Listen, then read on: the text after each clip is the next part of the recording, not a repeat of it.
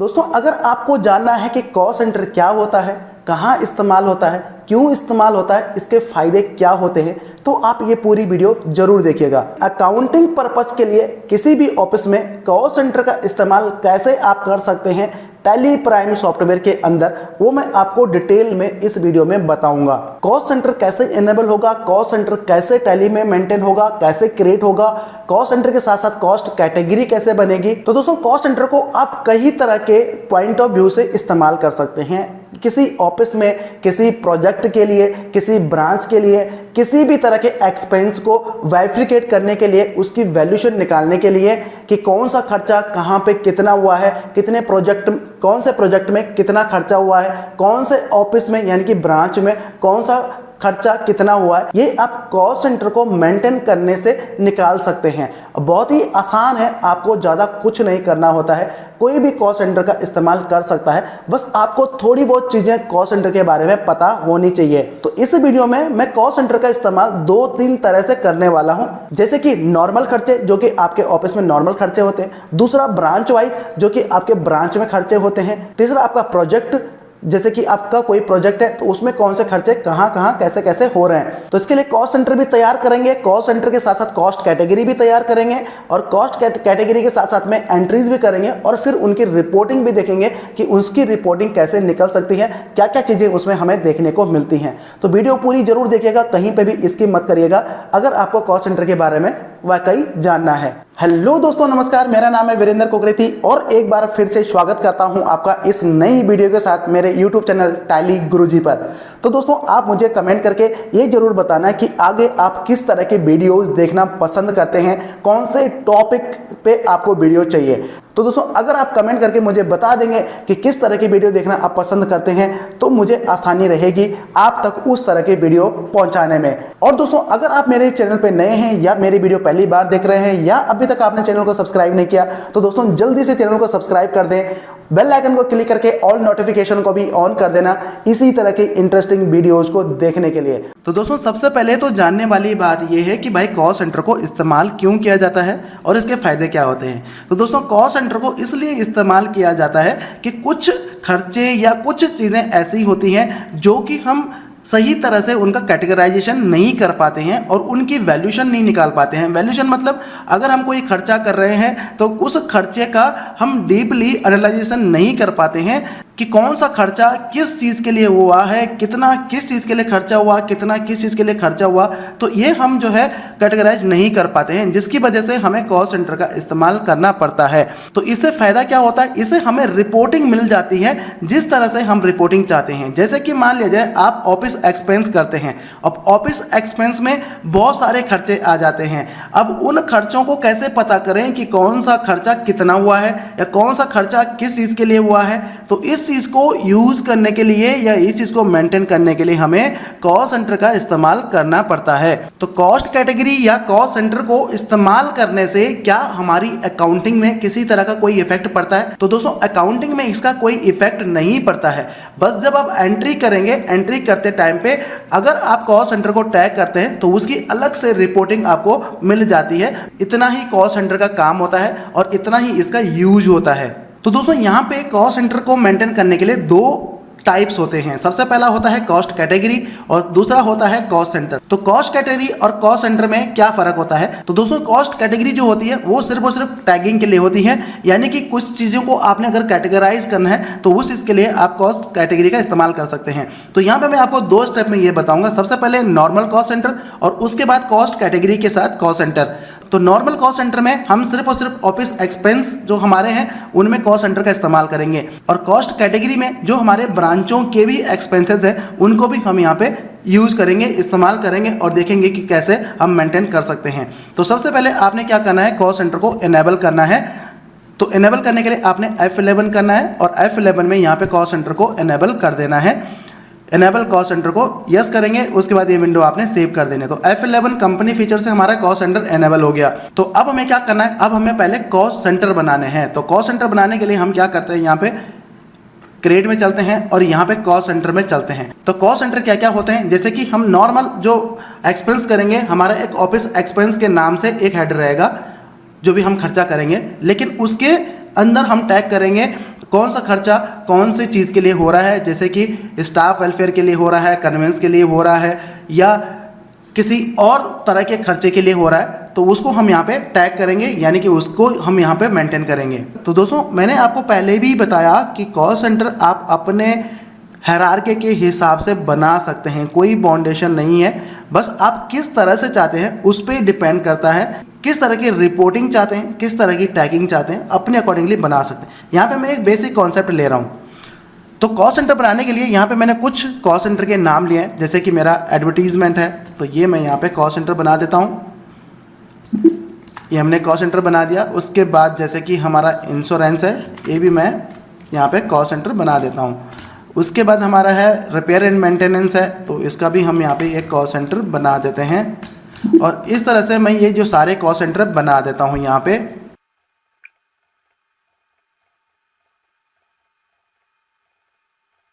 तो दोस्तों ये सारे कॉस्ट सेंटर मैंने यहाँ पे बना दिए हैं। अब चलिए कुछ एंट्रीज करके देखते हैं और इसको टैगिंग कैसे करना है और इसकी रिपोर्टिंग कैसे हमें देखने को मिलेगी। तो यहाँ पे हम क्या करते हैं, एक जनरल वाउचर की एंट्री डाल देते हैं, यानी कि एक्सपेंस बुक कर देते हैं। तो जैसे कि मैं यहाँ पे एक लेजर बना देता हूँ ऑफिस एक्सपेंसेस का, और इसको हमें टैग करना है इनडायरेक्ट एक्सपेंस में। और उसके बाद हमें यहाँ पे थोड़ा सा नीचे जाना है और यहाँ पे कॉस्ट सेंटर को एनेबल कर देना है। कॉस्ट सेंटर को एनेबल करने के बाद इसको हम सेव कर देते हैं। मान लीजिए हमने 1 अप्रैल को ऑफिस एक्सपेंस किया टोटल मिला के 1 लाख रुपए का, जैसे कि 1 लाख रुपए का एक्सपेंस किया। अब यहाँ पे हमें कॉस्ट सेंटर पूछता है कि किस किस चीज़ के लिए आपने ये 1 लाख रुपए डिवाइड करना है। जैसे कि हमने 10,000 रुपये हमने लगा दिए एडवर्टीजमेंट में, और उसके बाद हमने बाकी लगा दिए लीगल प्रोफेशनल फीस भी हमने दिया, मान लीजिए 20,000 रुपये हमने इस पर लगा दिए। और जो बाकी की पेमेंट की है वो हमने लाइसेंस फीस पे हमने 40,000 रुपये लगा दिए। उसके बाद हमें सॉफ्टवेयर भी हमने लिया, सॉफ्टवेयर हमने 10,000 रुपये लगा दिए। उसके बाद इसके लिए ट्रैवलिंग का था, ट्रैवलिंग में हमने यहाँ पे 5,000 रुपये लगा दिए।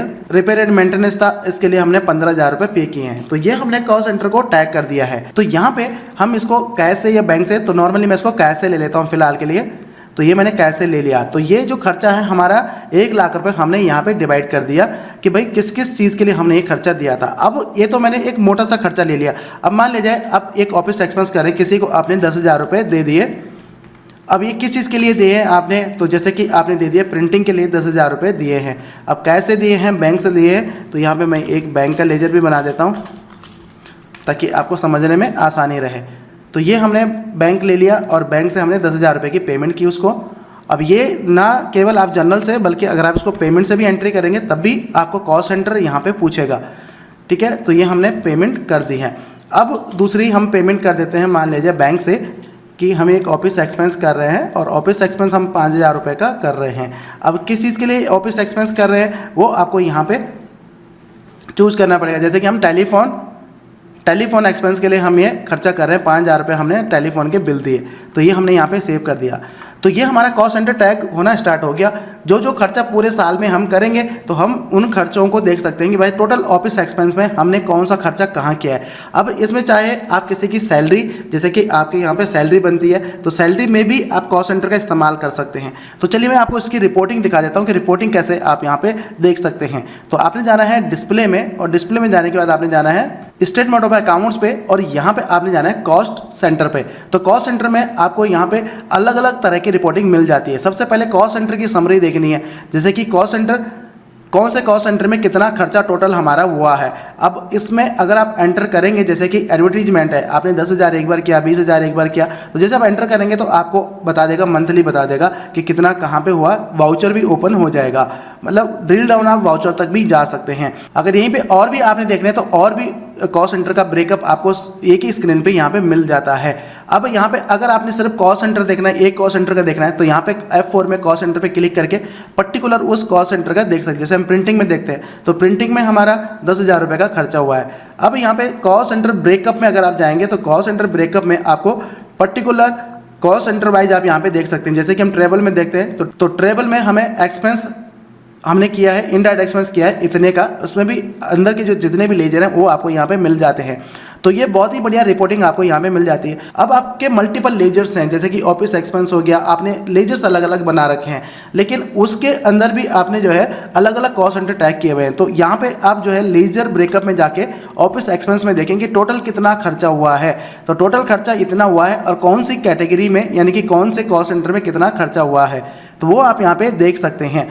ग्रुप में देखना है टोटल, अगर आपने ग्रुपिंग की हुई है तो टोटल आपने देखना है कि टोटल इनडायरेक्ट एक्सपेंस में कितने खर्चे हुए हैं, तो वो भी आपको यहाँ पे देखने को मिल जाता है। तो अभी तक जो हमने किया ये तो हमारा नॉर्मल कॉस्ट सेंटर था। अब इसमें एक स्टेप और आगे बढ़ते हैं। अब मान लिया जाए आपके पास अलग अलग ब्रांचें हैं या अलग अलग प्रोजेक्ट हैं, तो उनके खर्चे आप कैसे निकाल सकते हो, कैसे उनके कॉस्ट सेंटर बना सकते हो। तो यहाँ पे हमें क्या करना पड़ेगा, यहाँ पे कॉस्ट कैटेगरी को भी एनेबल करना पड़ेगा। तो चलिए कॉस्ट कैटेगरी को कैसे आप एनेबल करेंगे, तो कॉस्ट सेंटर के साथ साथ आपकी कॉस्ट कैटेगरी भी एनेबल ऑटोमेटिकली हो जाती है, बस आपको कॉस्ट कैटेगरी को क्रिएट करना पड़ता है। अब यहाँ पे हम क्या कर रहे हैं, हम एक प्रोजेक्ट बना रहे हैं या ब्रांच बना रहे हैं, ठीक है। एक ब्रांच बना लेता हूँ, एक प्रोजेक्ट बना लेता हूँ, ताकि आपको आसानी से समझ में आ जाए। तो यहाँ पे क्रिएट में चलते हैं और यहाँ पे अभी हमें यहाँ पे कॉस्ट कैटेगरी नहीं शो कर रहा है, तो हम क्या करेंगे, यहाँ पे शो मोर कर देंगे। शो मोर जैसे करेंगे तो कॉस्ट कैटेगरी हमें यहाँ पे शो करना स्टार्ट कर देगा। तो हमने कॉस्ट कैटेगरी में जाना है और यहाँ पे क्योंकि अभी तक हमने एक भी कॉस्ट कैटेगरी नहीं बनाई, तो फर्स्ट टाइम पे हमें पूछेगा क्रिएट न्यू,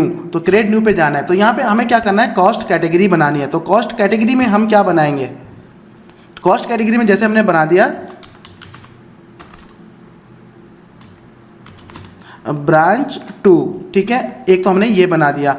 उसके बाद हम यहाँ पे एक बना देते हैं प्रोजेक्ट 2, ठीक है। अब अगर आपके अलग अलग प्रोजेक्ट चल रहे हैं तो आप अलग अलग प्रोजेक्ट की कॉस्टिंग भी निकाल सकते हैं। अगर आपके अलग अलग ऑफिसेस चल रहे हैं, ब्रांचेज अलग अलग हैं, उनकी अकाउंटिंग एक ही डाटा में होती है, तो कॉस्ट सेंटर के थ्रू या कॉस्ट कैटेगरी के थ्रू आप उनके खर्चों को भी एनालाइज कर सकते हैं, रिपोर्टिंग बना सकते हैं।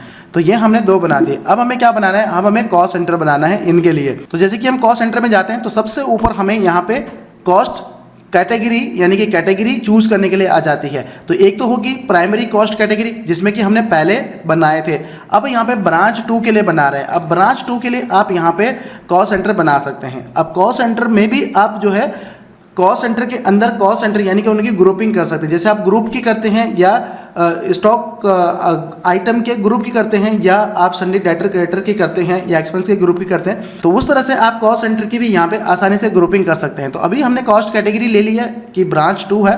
अब ब्रांच 2 में हमें यहाँ पे कॉस्ट सेंटर का नाम देना है। तो जैसे कि ब्रांच 2 में हम यहाँ पे कॉस्ट सेंटर का नाम दे देते हैं कि ये हमारा है एडवर्टीजमेंट हो गया, और एडवर्टीजमेंट हमारा हो गया यहाँ पे, क्योंकि एडवर्टीजमेंट हमने पहले बनाया हुआ है तो ये हमारे को डुप्लीकेट दिखाएगा यहाँ पे। लेकिन हम इस ब्रांच के लिए अलग से बना रहे हैं, यानी कि इस कैटेगरी के लिए अलग से बना रहे हैं। तो इसके लास्ट में हम क्या करते हैं, यहाँ पे लिख देते हैं ब्रांच 2, ठीक है, ये हमारा हो गया और इसको हम सेव कर देते हैं। अब ऐसे ही ब्रांच 2 के लिए हम क्या करते हैं, एक एडवर्टीजमेंट बना देते हैं।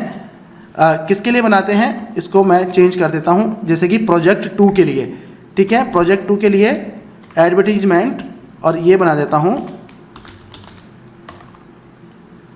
प्रोजेक्ट 2 के लिए, ठीक है। आप अपने अकॉर्डिंगली इनके नाम रख सकते हैं जिस तरह से भी आपको चाहिए। तो ये मैंने बना दिया। अब 1-2 और भी खर्चे बना देते हैं, जैसे कि हमें ट्रेवल का हो गया, ट्रेवल का बना देते हैं, ट्रेवल प्रोजेक्ट 2, ये हमने बना दिया।